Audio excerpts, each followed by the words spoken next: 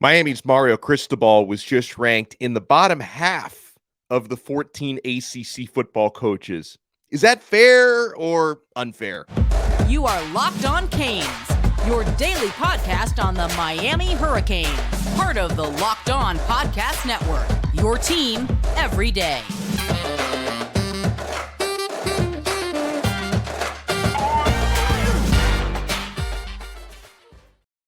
I am Alex Donno, your host. I'm a University of Miami alumnus, longtime South Florida sports radio vet, and contributor to allhurricanes.com. And thank you so much for making Locked On Canes your first listen today. We're available free wherever you get your podcasts and available free on YouTube. Thank you so much to the everydayers for checking us out day in and day out. And for the everydayers, we got a regular back today. It's another Truth Teller Tuesday. Bruce Warner, the Truth Teller, is back. Bruce, how are you? I'm okay. How are you? I'm excited about this. Another couple of weeks, we get to see some action, and then it all starts. Miami of Ohio, not exactly a walk in the park. You know, they're not bad, but we should beat those guys. We should. We should have beaten Middle Tennessee last year, but we should also beat Miami, Ohio this year. So yeah, we got ACC Media Days going on today. Right. We're less than a week away from fall camp starting, and this is the time of year, Bruce, where they start to come out with power rankings and lists.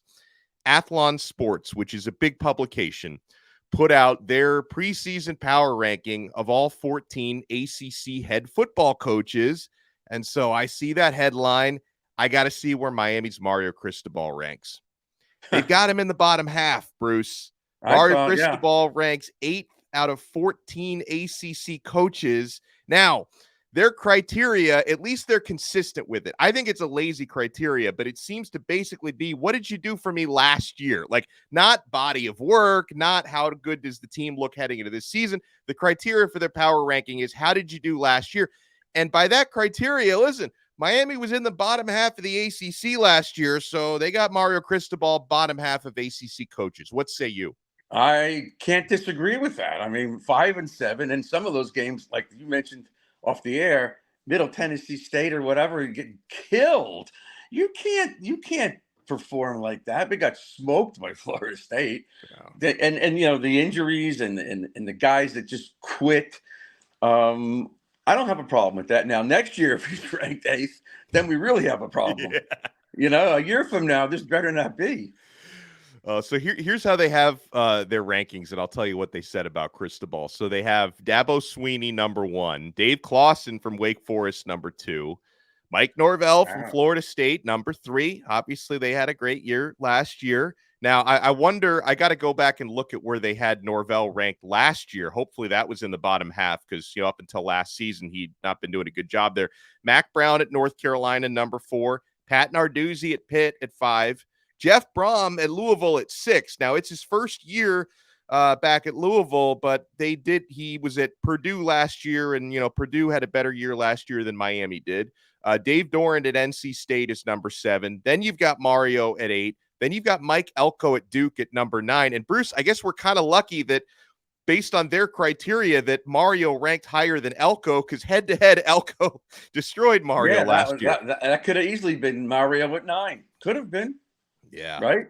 So then at number 10, they've got Dino Babers at Syracuse. What a great start for them. What an awful finish for them last year. Jeff Hafley at Boston College at number 11. Brent Pry at Virginia Tech at number 12. Was not a good year for Brent's because then you've got Brent Key at Georgia Tech, number 13, and Tony Elliott at Virginia, dead last at number 14. Here's what they said, Bruce, about Mario Cristobal. Cristobal's return home didn't go according to plan last season. The Canes finished a disappointing 5-7 and lost 3 out of their last 4 games, all by 26 points or more. However, with Miami investing more in the program, coaches' salaries and facilities especially, this wasn't expected to be a one-year fix for Cristobal. The long-term outlook is promising thanks to a standout 23 recruiting class, as well as Cristobal's work at Oregon, where he went 35-13 from 2017 to 21. So they hedged a little bit, like they're because kind of their own explanation was, go ahead. Back on Mario's career, they looked at that. Yeah. That's probably why he was ahead of the Duke guy. Yeah, probably so. Why he was ahead of Elko. History, you know, Elko, right? Who knows? Let's see what Elko does this year. Yeah. So what are you thinking, Bruce, as far as has Mario Cristobal, has he pressed the right buttons during the offseason in your eyes? Because he's overhauled more than half of his coaching staff. He's overhauled more than half of the roster. I talked about this on yesterday's episode. More than half of your 85 scholarship players were not there and not under scholarship last year. So he's basically doing in year 2 what Deion Sanders is doing in year 1 at Colorado, where, Mario kind of hovered over that reset button for a year, and he hit that in his first offseason. Well, I can't go by anything that Deion does, because I don't know what he's doing, and I don't even know if he knows what he's doing, but he's doing it. As far as Mario's concerned, you have to take into account when he got here, we had high expectations. Yeah. But when he got here, he didn't have those expectations. He saw what was there. We don't. So I don't even know if I've ever heard of this before, ever in my lifetime. So if you ask me what I think, I don't have a clue. I don't know if anybody has a clue. We're all sitting here hoping that he made the right choices, but I don't know. I don't know. I'm trying to be optimistic. I think they made a lot of improvements in many of the areas, but I'm still concerned about the D-tackle play, right? We really don't have a legit backup quarterback that we can say, put him in the game and this is what's going to happen. I don't know. But everybody was riding the kid that transferred out to Missouri. I forgot his name already. Jake Garcia. Yeah, and everybody, he should have been the starter. Well, look what happened to him. So you never can tell what these guys can do. They bring in defensive backs. The kid from Iowa, gone. The young kids from the Fort Myers area, gone. Right. They bring in a bunch of other transfers. I have never seen them play. I have no idea how they're going to fit in. But I do know, and we know, that everything triggers with the D-line. And if the D-line's getting pressure with those 4 guys, then the linebacker play is becoming a little easier. The DBs, people you've been saying about the 2 safeties being like All-Americans and the draft picks really high up, I haven't seen James Williams do a damn thing. So I've seen him overrun plays, take bad angles, throw his body to make tackles. I guess he had a bad arm or bad shoulder last year. Bad shoulder. But he really has to improve to make a difference. He can't be out there on an island and just, I don't know where he's going to be from one play to the next. He's not a playmaker yet. Kitchens is a playmaker. He's where he's supposed to be. He gets to the spot, he either deflects it or he picks it off. I haven't seen James Williams show that. So shoulder be damned. I don't know. I don't know about Leonard Taylor either. Do you know? Does anybody, I'm going to be called Mr. Negative, to any of the listeners or the guys that are here every single day? I don't think they know either. He didn't play in the spring. I don't know what he's going to do. Is he going to be in shape enough to play all the downs? I know one thing. I know the defensive coordinator is not going to rotate 8, 9, 10 guys. Right. And I never liked that. I never saw these other guys get rotated back in the day, and I don't think that they got to take your top 5 or 6 and let them go. That's what you got to do. And we haven't seen the Horton kid yet from North Carolina. I want to see what he can do. Right. So we have bodies, we have names. But right now, I haven't seen a cohesive unit on either side of the ball. So I don't know what to tell you. Am I hoping for more than 5 wins? Hell yeah. Do I think we could win 8 or 9? Yeah, I do. I think we can. And it starts with, for me, they got to beat Texas A&M. Yes. I'm assuming they're going to beat Miami of Ohio. They've got to beat Texas A&M. I can't imagine what would happen if they lose to them and the fan base going nuts because we can't beat them. Yeah. I mean, they're not that good. They had a bad year last year, too. Yeah. So, I mean, I'd like to see us beat the hell out of them. That would make everybody feel better because you have a couple of easier games after that to get ready for the big games. But I don't know. I'm just going to watch. And as we said a few months ago, I'm just going to watch. And I'm not going to get too high or too low because I don't know. Now, there is one unit that's getting a specific amount of hype for next year. I want to get the truth teller's take when we come back on whether he is buying stock in Miami's offensive line. Also got a recruiting note coming up as well. So we're only getting started. We got the truth teller with us. You want to keep it locked right here to Locked On Canes. Oh, you want to keep it locked to eBay Motors, my friends.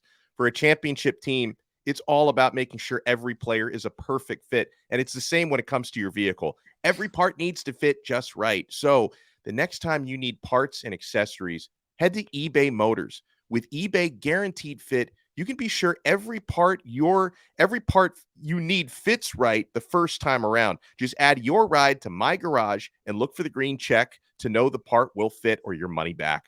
Because just like in sports, confidence is the name of the game when you shop on eBay Motors. And with over 122 million parts to choose from, you'll be back in the game in no time. After all, it's easy to bring home a win when the right parts are guaranteed. So get the right parts, the right fit, and the right prices on ebaymotors.com. Let's ride. eBay Motors Guaranteed Fit, only available to U.S. customers, eligible items only, and exclusions apply. Thank you so much for making Locked On Canes your first listen today. Thank you so much to the everydayers. And if you want to take your everydayer experience to the next level, you want to sign up to our exclusive SMS texting service through Subtext. You can get text messages directly to your phone from mine with recruiting scoops, show previews, one-on-one questions and answers. It's all there on our Subtext platform. I include a link in the show description below if you want to sign up. You could try it completely free for 14 days. And then if you like it, you can opt in for $4.99 a month. We give you a lot of added value on there. There's always added value when the truth teller, Bruce Warner, is with us. So, Bruce, Pro Football Focus, ACC, first team All-ACC. Miami's got 3 offensive linemen on that list, All-ACC first team heading into the year. This is according to the PFF metrics and stats and analytics. Javion Cohen, who just transferred in from Alabama, first team All-ACC left guard. Matt Lee, who just transferred in from UCF, first team All-ACC center. And a little bit of a surprise, but if he's healthy, I could see it, Zion Nelson, first team left tackle. So obviously that one's the bigger X factor, Bruce. But I mean, how do you feel knowing that the buzz and the hype out there is Miami might have 3 of the best offensive linemen in the entire conference? I love it. And from the first show we ever did, we talked about Zion Nelson's health. It's critical, and it makes a big difference, not only for the starting 5, but for your backup guys. Because probably Jalen Rivers will be right guard, and I guess Malago at right tackle. And you have Inez Cooper as a backup who played last year. His playing time last year really helped. He lost some weight. He's a little more quick. He's a little quicker now, both on the run blocking and the pass blocking. So there's a guy right there that could step in and play. So now you're 6 deep, and you've got some other players. There are some people left. But I'm very happy about that because the key to everything is the offensive line, the running game, the passing game, the health of our quarterbacks. Yeah. It's all intertwined. You got to have an offensive line. So finally, it looks as if, barring any injuries, they're healthy enough and good enough to run block and allow Miami to do what they want to do instead of the defense dictating what they want to do, which is come after our quarterback and knock his head out. That's what happened last year. There was no protection, none. It was horrible. You know, on the defensive line, the truth will not be told until the season actually starts. But after having a lot of conversations with Larry Bluestein, I think I feel a little bit better about the D tackle position. Not to say I feel great about the depth, Bruce, but when you think about probably the most important thing is being able to rush the passer from the exterior and the interior. Mm-hmm. One thing Miami has, like some of their defensive tackles outside of Leonard Taylor, who looks the part, first team all runway, right? Does he live up to it this year? Outside of Leonard Taylor, who's over 300 pounds, he's got the skill set. Miami does have some relatively undersized guys inside, but they've got a history of rushing the passer from the interior. That's something Branson Dean is really good at specifically. And also you mentioned in the previous segment, Joshua Horton, how's he looking? Obviously incoming true freshman, we're not going to know until the season starts, but Horton is someone who's been specifically noted to me repeatedly as a guy who's really rocking the offseason program, that like Horton has impressed a lot of people since he got on campus for summer A. So, obviously I'm the optimist here. You're the truth teller, but I got to tell you, over the last couple months, a lot of these conversations I feel better about Miami's defensive line, specifically D tackle, because I've always felt good about the edges, but I feel better about Miami at D tackle now than I did a couple months ago. Well, when you mentioned a few seconds ago about getting to the quarterback, yeah, Dean can get to the quarterback. Is he a good run stopper? I don't know. Yeah. I don't know. But we had Mark Caesar on, and back in the day, they were going after the quarterback. They were able to stop the run. They had the linebackers to fill. If they can get upfield and pressure the quarterback, that's going to knock out a lot of the problems that we've had in the past. It'll disrupt their running game. It'll disrupt their passing game. And then it becomes level to level. Will the linebackers be able to fill? Will the linebackers be able to get to the outside on, screens and things like that? And then you have the DBs. So I agree with you. I think there's enough talent. And Ruben Bain, who's like the X factor in this whole thing, because he could play anywhere. And I'm telling you, I saw him in the practices, and he's up the field in a split second. He was constantly right at the quarterback or close to the quarterback on almost every snap.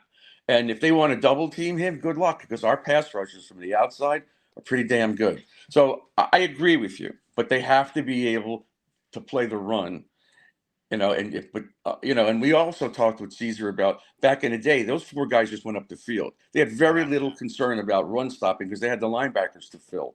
But I don't know about these guys. So that's the one area I'm concerned about. Do I think they'll get to the quarterback? Yes.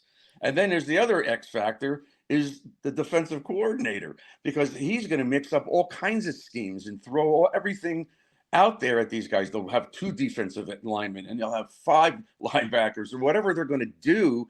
He moves people around. And I don't know if anybody has seen that they'll have to look at his old films. Right. So it's not going to be something that they could look at last year's films, and say, okay, this is what Miami does on 3rd and long, 2nd and long, whatever. It's going to be different this year. I'm excited about the coaches, to tell you the truth. I really am. Yeah, no, me too. Absolutely. Defensive line recruiting, since the last time Bruce and I spoke, Miami landed Artavius Jones, 4-star in the interior, Marquise Lightfoot, 4-star defensive end. And, the Hurricanes, they're trending towards a couple of big time players in the D tackle spot. Obviously, Miami not the only one trying to land 5-star defensive tackle Kamarion Franklin, but he's going to be visiting at the end of this week, at the end of this month. I think he'll be at the barbecue. Reportedly wants to bring his grandma back down to campus. It'll be his 5th visit, so that's good. And Miami also expecting a visit this week from 5-star defensive lineman Aydin Breland. From Southern California. Right. He's also visiting Texas A&M this week. I believe Oregon is considered the trending favorite for Breland. Correct. Miami, Georgia, Correct. Texas A&M are in the mix. But here's what Aydin Breland had to say. He's working out the details of his Miami visit. He says it's probably going to happen the day before or after his Texas A&M visit this week. He says Jason Taylor was a dog in the NFL, and so was Joe Salavea. Plus, I love Mario Cristobal. He was the first coach to offer me back in 8th grade, and that's one of those things I will never forget. So he's a West Coast guy, Bruce, and Aydin Breland's recruitment goes way back to when Mario was at Oregon. Right. And kind of like, and this reminds me of Jaden Wayne, a defensive lineman Miami landed last year, defensive end, who I think is going to be great as a true freshman this year. One of the reasons why he ended up at Miami, he's a Pacific Northwestern guy. Mario had offered him way back in 8th grade, and that's something Mario had done with Aydin Breland. Yeah, and but the other guy you mentioned before, Kamarion, I don't know if we're the favorite for him. I don't think we are, right? I think we are. I'm not going to say it's a slam dunk, but I think we're probably a slight favorite right now. And this is not just me spitballing. This is based on things I've been told. But again, not a slam dunk because NIL is going to be a big factor for a 5-star guy, and I know Auburn is now being very aggressive with Kamarion Franklin, but I still consider Miami a slight favorite. I hope so, because he's on the cusp, but we need both of those guys. If we can get both of those guys, then we're in really good shape at a position of need. Both of the trenches are critical because Mario knows that. He's been with Miami having the offensive line and the defensive line. Actually, back in the day, the offensive line was good. It was never great. The defensive line was always great, but the offensive line wasn't, with a few exceptions. Ken Dorsey in 01, that was a great offensive line. Yeah, that was a great offensive line, but that was one in the last 35 years. So, but again, I'm very excited about the start. I'm very excited to see what Mario has done. I just hope that nobody gets hurt in the fall practice, because that's, last year we lost, what's his name? The running back. Oh, Citizen and Cheney. I keep drawing a blank. We lost Citizen right before the season even started. Can't have stuff like that. And then the Ohio game, I think we should win that game. I don't know what they're going to show in that game because you have A&M coming up. But to me, that's the springboard for everything. They can't lose that game. You have to win that one. I don't care how you win it. You have to win that game. And then you got a few more games where you should win before some of the heavy hitters come in on our schedule. And that at least will give you confidence. I mean, the fans aren't going to have confidence if Texas A&M beats us. I don't think. No. You know, and it's Jimbo Fisher. It's a 3:30 game, which is ridiculous. It should have been a night game. But, you know, right now there's nothing but optimism from my point of view. I love that he gutted the coaching staff. I love that he gutted the roster.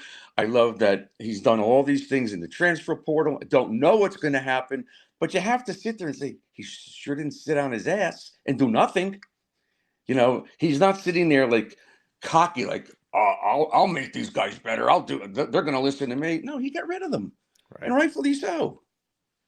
So when we come back, there's some new juice being added to what is now a yearly matchup, and some may call it a quote-unquote rivalry, others won't, but it's now a yearly matchup between Miami and Louisville starting this year.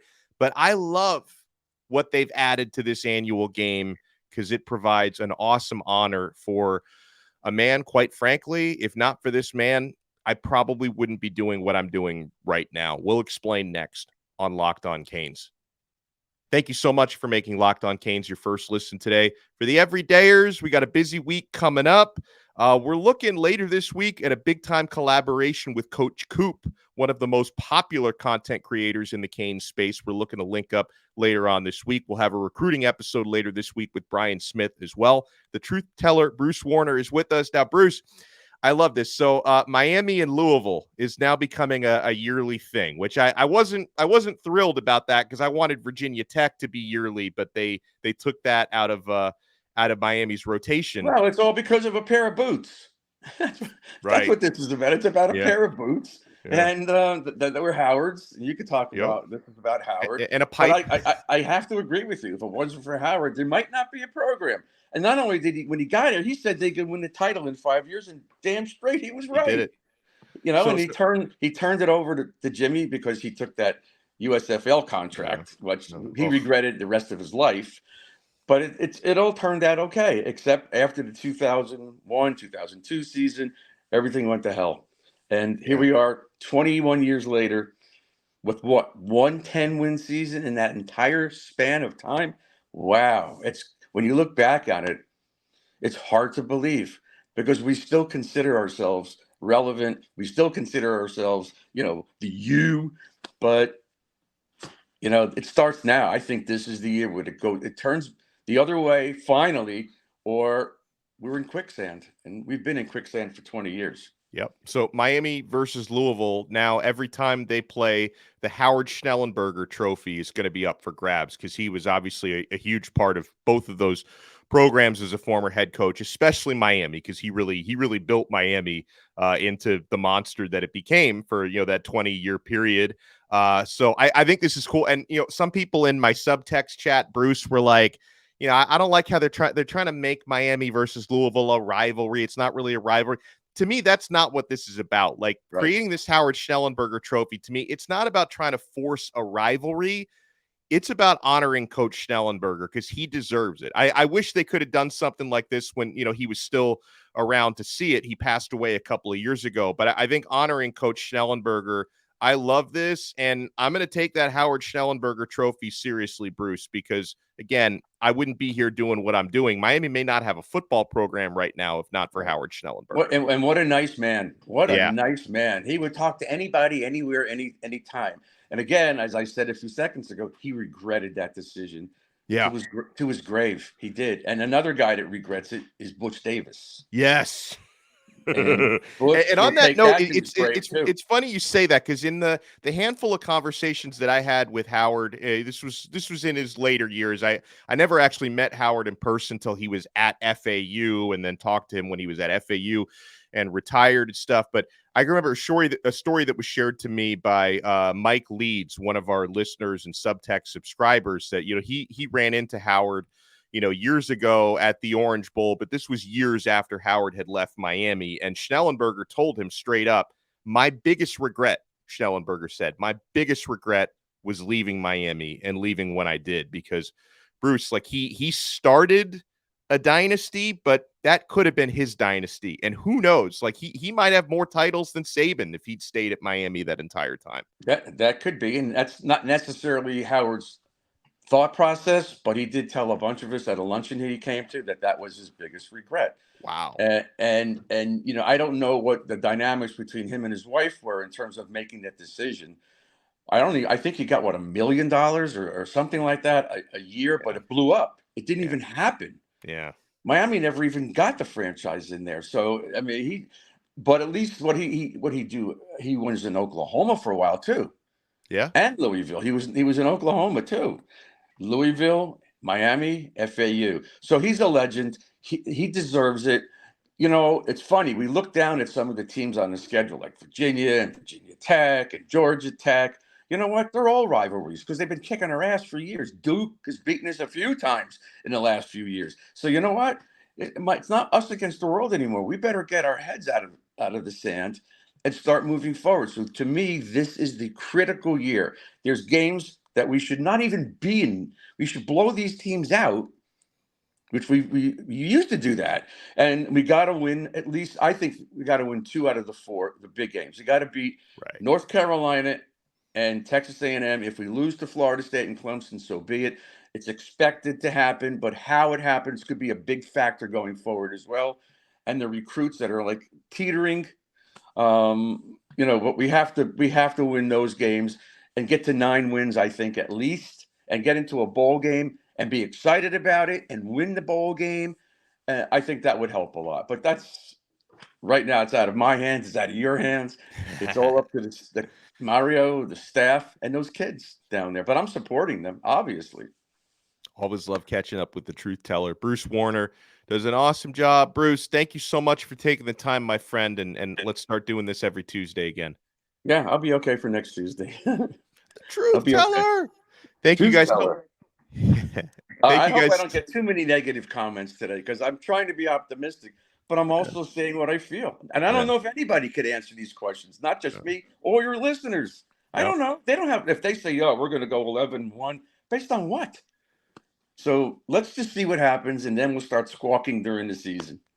Well, on tomorrow's episode, we'll talk about what Mario Cristobal, Cam Kinchins, Tyler Van Dyke, and Matt Lee had to say at their press conference at ACC Media Days later today. So the coverage is going to continue all week long. We do this every day. If you're watching us on YouTube, hit the thumbs up button, subscribe to our channel. If you listen to the audio version, make sure you subscribe. We're available everywhere: Apple Podcasts, Spotify, Google, Odyssey app. Wherever you get your pods, make sure to subscribe, and we will talk to you again tomorrow on another episode of Locked On Canes, part of the awesome Locked On Podcast Network. Your team every day.